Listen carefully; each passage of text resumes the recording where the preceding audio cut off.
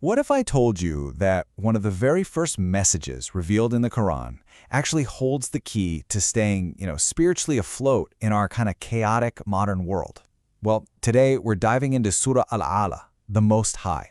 It's a short chapter, but it is incredibly powerful. It totally reoriented the universe for its first listeners, and, as we're going to see, it can do the same for us. So, let's get right into it. Okay, so try to put yourself in the shoes of the Prophet Muhammad for a moment. You're in a cave, right? And these are some of the very first words you hear from the divine. Exalt the name of your Lord, the Most High. Now, this isn't just a suggestion, it's a command, and it fundamentally shifts the center of gravity for all of existence, putting God above everything else.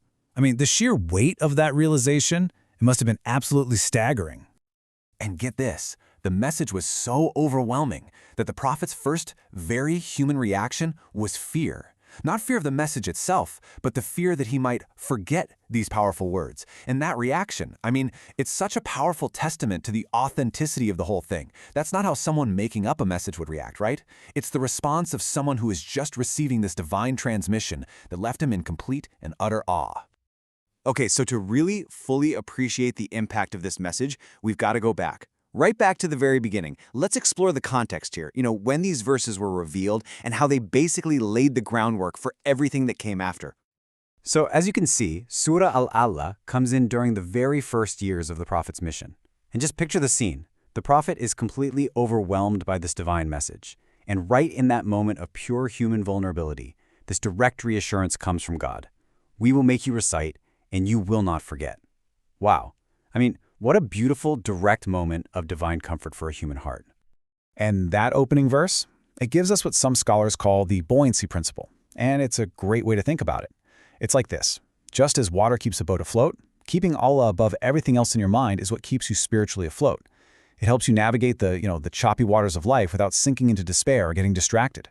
It's such a simple but really profound metaphor for spiritual resilience. All right, so let's see how this all starts to build. Because this message, it raised a huge question for its first audience. Who is this Lord the Most High? The answer to that question was about to completely redefine their entire understanding of divinity. See, you have to understand, before the Quran, the Arabic word Rabb, or Lord, had a really limited meaning. It could mean a tribal chief, or even just the master of a slave. But then the Quran takes this everyday word and completely revolutionizes it.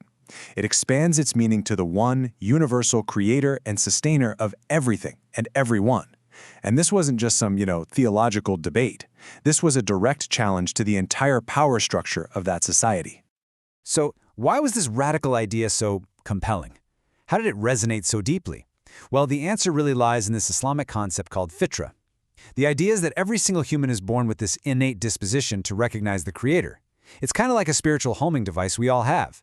So when the first listeners heard this message, it wasn't really like they were learning something brand new. It was more like they were remembering a truth that was already buried deep down in their souls. And the surah just paints this incredibly vivid picture to drive the point home. Think about it. A tribal chief? Sure, he might provide for his people. But the true Lord, the Most High, he's the one who creates and proportions every single particle of existence, the one who destines and guides all things.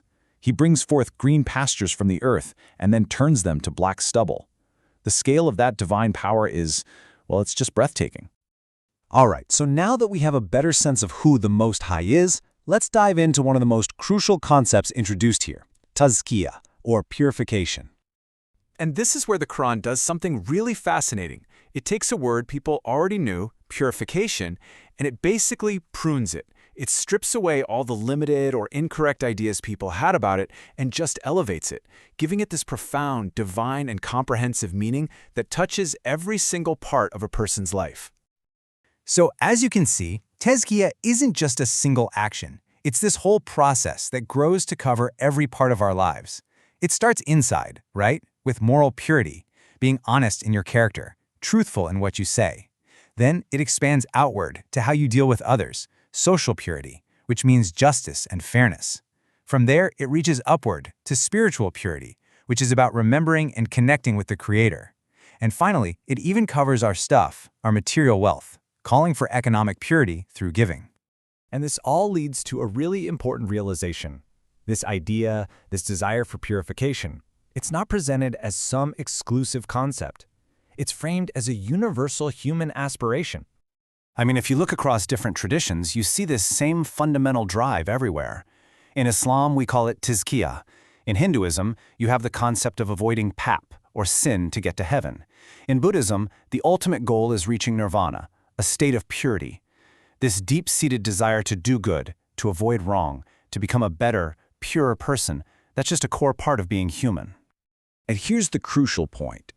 Islam frames these ideas as universal truths. They aren't the exclusive property of just one religion. And why is that? Well, it's because they're rooted in that shared human fitra that we talked about earlier, that innate disposition that comes from the one who created all of us.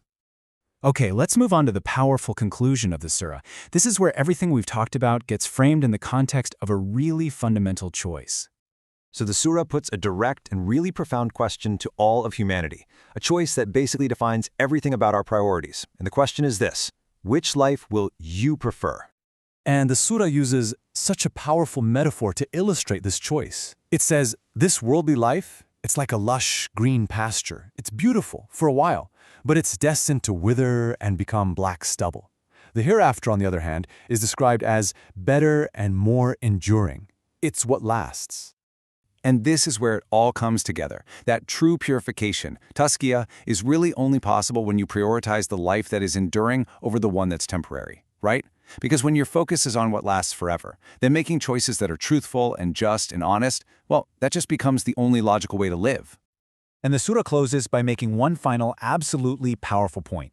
This message, this idea of one creator, of purifying ourselves, of being accountable, of prioritizing the eternal over the temporary, this isn't something new. The Quran presents this as a continuation, an eternal truth that is also found in the former scriptures, the scriptures of Abraham and Moses. It's a timeless, universal reminder for all of us.